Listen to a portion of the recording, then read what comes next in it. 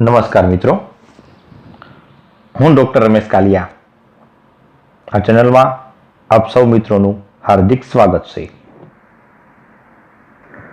આજે આપણે ભારતના વાઇસરોય લોર્ડ કર્ઝનના અનુસંધાને ચર્ચા કરીશું. આ લોર્ડ કર્ઝનનો જન્મ ઈસવીસન 1859માં થયો હતો, જે રાજનીતિમાં ખૂબ જ પારંગતતા ધરાવતો હોવાથી તેણે રાજનીતિના અનુસંધાને પ્રગતિ કરી હતી. આમ જોઈએ તો લોર્ડ કર્ઝનનું પૂરું નામ જ્યોર્જ નથનિયલ કર્ઝન રહેલું હતું, જે ઈસવીસન 1886માં બ્રિટનના સંસદના એક સભ્ય તરીકે નિયુક્ત થયો હતો. આ સમયગાળા દરમિયાન તે ભારત, અફઘાનિસ્તાન, શ્રીલંકા એટલે કે સિલોન જેવા અલગ અલગ દેશોનો તે પ્રવાસ ખેડી ચૂક્યો હતો, જેના પરિણામે તેણે ભારતના અલગ અલગ પ્રાંતોનો પ્રવાસ કર્યો હોવાથી તે ભારતની રાજનીતિ, આર્થિક સ્થિતિથી પરિચિત હતો અને ભારતીય લોકો કેવા મિજાજના છે તેનાથી પણ તે વાકેફ રહેલો હતો. જેના પરિણામ સ્વરૂપે જ્યારે ઈસવીસન 1899માં લોર્ડ કર્ઝનની ભારતના વાઇસરોય તરીકે નિયુક્તિ થઈ, ત્યારે તે ભારત દેશના લોકોને કઈ કઈ બાબતની જરૂરિયાત છે તેનાથી તે વાકેફ હતો. જેના પરિણામ સ્વરૂપે લોર્ડ કર્ઝને ઈસવીસન 1899થી 1905 સુધીના સમયગાળા દરમિયાન તેણે અલગ અલગ ક્ષેત્રે સુધારાઓ કરી ભારત દેશને મજબૂત બનાવવા માટેના પ્રયાસો કર્યા હતા. લોર્ડ કર્ઝન ભારતના વાઇસરોય તરીકે આવ્યો ત્યારે તેને સૌથી પહેલા એ દુષ્કાળ નીતિના અનુસંધાને સુધારાઓ દાખલ કર્યા હતા. કારણ કે ઈસવીસન 1866-1878નો દુષ્કાળ એ ખૂબ મોટા દુષ્કાળ ગણવામાં આવે છે. આવા મોટા દુષ્કાળો સમયે હજારોની સંખ્યામાં પશુઓ અને મનુષ્યોના અવસાન થાય છે. અને જ્યારે લોર્ડ કર્ઝન ભારતના વાઇસરોય તરીકે 1899ના સમયમાં આવ્યો, ત્યારે એ જ વર્ષે ભારતના મોટા ભાગના પ્રાંતોમાં ભયંકર દુષ્કાળો પડ્યા. આ પહેલાના સમયમાં સરકાર દ્વારા કોઈ પણ જાતના યોગ્ય રીતે સમયસર રાહત નહોતી આપવામાં આવતી, જેના કારણે ભૂખમરાથી અનેક પશુઓ અને મનુષ્યો મોતના મુખમાં ગરકાવ થઈ જતા હતા.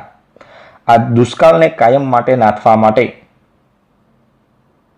લોર્ડ કર્ઝને મેકડોનલ્ડના પ્રમુખપણા નીચે ઈસવીસન 1900માં દુષ્કાળ નીતિ અમલમાં મૂકી હતી.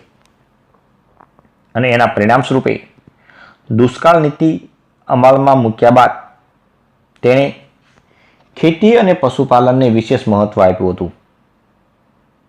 જેના કારણે ખેતીને સરકાર તરફથી લોન આપવામાં આવતી હતી. સ્થાનિક લોકોનો સહકાર પ્રાપ્ત કરી ખેતીવાડી અને સિંચાઈ માટેના પ્રોત્સાહન આપવામાં આવ્યું. પશુપાલનને પ્રોત્સાહન આપવામાં આવ્યું હતું. જેના પરિણામ સ્વરૂપે એ લોકોની જે હાડમારી ભોગવવી પડતી હતી એ ધીમે ધીમે કરતાં એ દૂર થવા લાગી હતી. આમ લોર્ડ કર્ઝને દુષ્કાળના અનુસંધાને જે નીતિ અપનાવી હતી તે ભારતના ઇતિહાસની અંદર ખૂબ મહત્વની બાબત રહેલી ગણવામાં આવે છે. દુષ્કાળ નીતિ ઉપર ધ્યાન કેન્દ્રિત કર્યા બાદ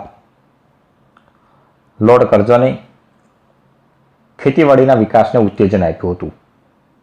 કારણ કે ભારત દેશ એ ખેતી પ્રધાન દેશ રહેલો હતો અને આ ખેતીમાંથી બ્રિટિશ સરકારને લાખોની સંખ્યામાં કરવેરા પ્રાપ્ત થતા હતા અને એમાંથી ઇન્કમ થતી, જેના પરિણામે એ ખેતીના વિકાસને પ્રોત્સાહન આપવું ખૂબ જરૂરી રહેલું હતું. જેના પરિણામ સ્વરૂપે લોર્ડ કર્ઝને ખેતી અને સહકારી સંસ્થાઓના વિકાસ માટે પૂરતી સહાય આપી હતી. લોર્ડ કર્ઝન એ પ્રથમ વાઇસરોય હતો કે જેને ભારત દેશની અંદર ખેતીમાં સૌપ્રથમ વૈજ્ઞાનિક પ્રયોગોની શરૂઆત કરી હતી. આ ઉપરાંત લોર્ડ કર્ઝને ખેતીના વિકાસ માટે ઈસવીસન 1901માં ખેતીવાડી ખાતાના વિકાસ માટે અલગ અલગ અધિકારીઓની નિયુક્તિ કરી હતી અને તેમના માર્ગદર્શન નીચે ખેતીની અંદર વૈજ્ઞાનિક પદ્ધતિ દ્વારા પ્રોત્સાહન આપી અને ખેતીના વિકાસ કેવી રીતે થાય તે માટેના પ્રયાસો કરવામાં આવ્યા હતા. જેના ભાગ સ્વરૂપે ખેતીવાડીના સંશોધન માટે બંગાળમાં પુશ ખાતે ખેતી સંશોધન કેન્દ્રની સ્થાપના કરવામાં આવી હતી અને તેના દ્વારા ખેતીમાં નવા બિયારણો, નવી ખેતીની પદ્ધતિઓ, એક જ ખેતરમાં 2 વખત અલગ અલગ સમયે પાક લેવા જેવી પદ્ધતિઓ તેને અમલમાં મુકાવડાવી હતી. લોર્ડ કર્ઝન સમજતો હતો કે ખેતીનો વિકાસ એ સરકારના સહકાર દ્વારા પ્રગતિશીલ. તેના પરિણામે લોર્ડ કર્ઝને સહકારી પ્રવૃત્તિને પ્રોત્સાહન આપ્યું હતું. લોર્ડ કર્ઝને ખેતીને સાથે જ્યારે સહકારી પ્રવૃત્તિને પ્રોત્સાહન આપ્યું,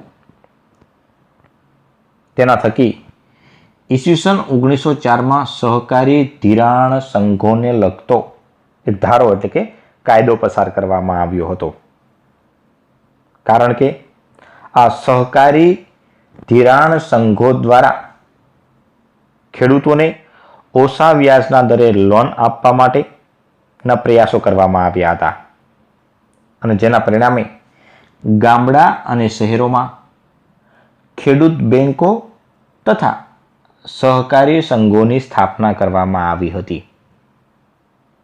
આ સહકારી બેંકો અને ખેડૂત બેંકો દ્વારા ખેડૂતોને ઓછા વ્યાજના દરે નાણાં ધિરાણ થતું હોવાથી ખેડૂતોનું આર્થિક શોષણ ઓછું થવા લાગ્યું અને શાહુકારો તથા જમીનદાર વર્ગ દ્વારા જે ખેડૂતોનું શોષણ કરવામાં આવતું હતું તે પણ હવે ધીમે ધીમે દૂર થવા લાગ્યું હતું.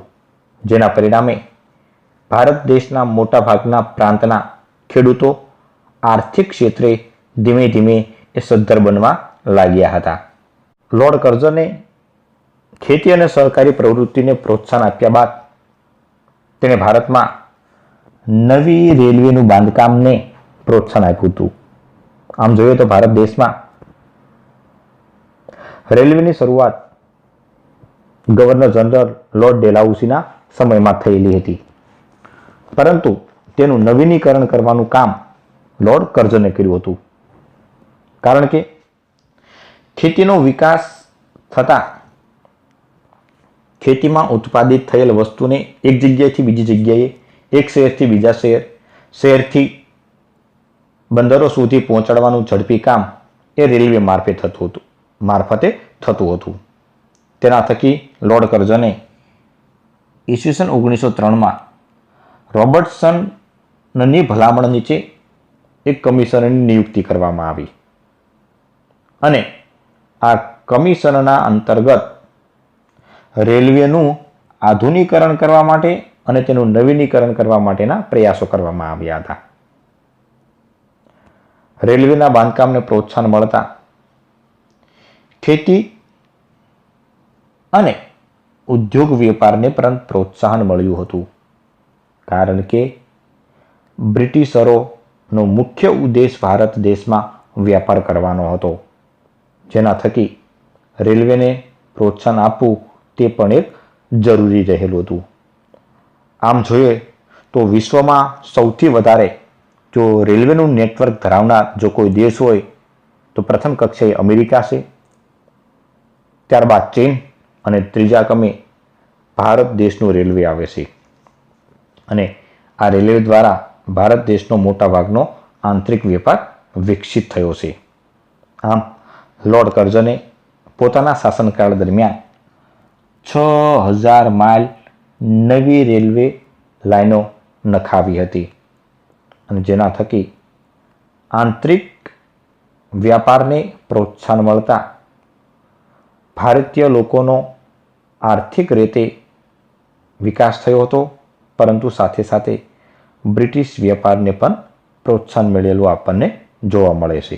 લોર્ડ કર્ઝન એ દીર્ઘદ્રષ્ટિ ધરાવનાર એ વાઇસરોય હોવાથી તેણે ખેતી, સહકારી મંડળી અને રેલવેને પ્રોત્સાહન આપ્યા બાદ તેણે નાણાકીય ક્ષેત્રે સુધારા કરવાના પ્રયત્નો કર્યા હતા.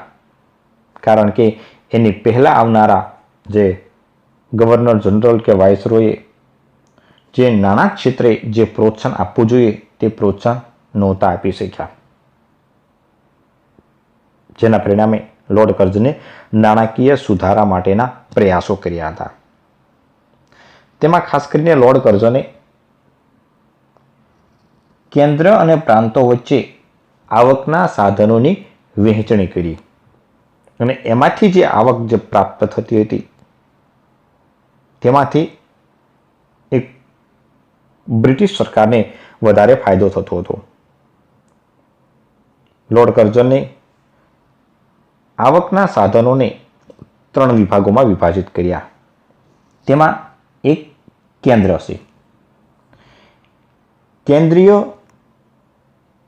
જે નાણાંની આવક જે રહેલી છે એમાં જકાત, ટંકસાળ, ટપાલ, ટેલિફોન, મીઠું જેવી અલગ અલગ વસ્તુઓ એ કેન્દ્રના અંડરમાં આવતી હતી.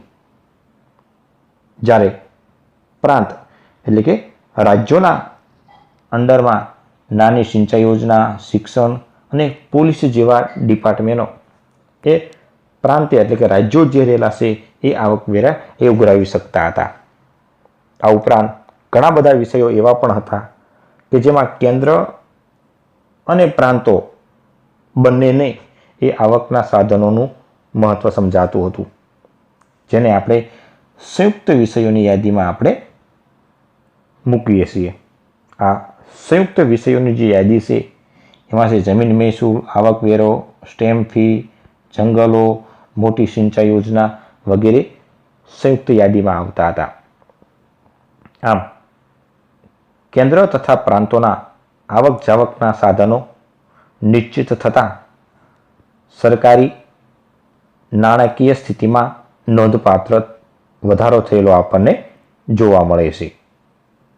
આમ લોર્ડ કર્ઝને ભારત દેશમાં નાણાકીય ક્ષેત્રે એ સુધારાઓ કરી આર્થિક સમૃદ્ધિને મજબૂત બનાવવા માટેના પ્રયાસો કરેલા હતા. લોર્ડ કર્ઝને ભારત દેશના નાગરિકોમાં શૈક્ષણિક ક્ષેત્રે સુધારા થાય તે માટેના પ્રયાસો કર્યા હતા. આમ જોઈએ તો ખરેખર ભારત દેશમાં બ્રિટિશ સરકાર દ્વારા શિક્ષણના ક્ષેત્રે અલગ અલગ સમયે એ સુધારાઓ થયેલા આપણને જોવા મળે છે. કારણ કે ઈસવીસન 1854માં લોર્ડ ડેલહાઉસીના સમયમાં ચાર્લ્સ વુડનો ખરીદો અમલમાં મૂકી અને શૈક્ષણિક ક્ષેત્રે સુધારાની શરૂઆત કરી હતી. ત્યારબાદ ઈસવીસન 1882ના સમયમાં લોર્ડ રિપને હન્ટર કમિશન અમલમાં મૂકી ભારત દેશમાં શૈક્ષણિક ક્ષેત્રે સુધારા કરવા માટેના પ્રયાસો કરેલા હતા.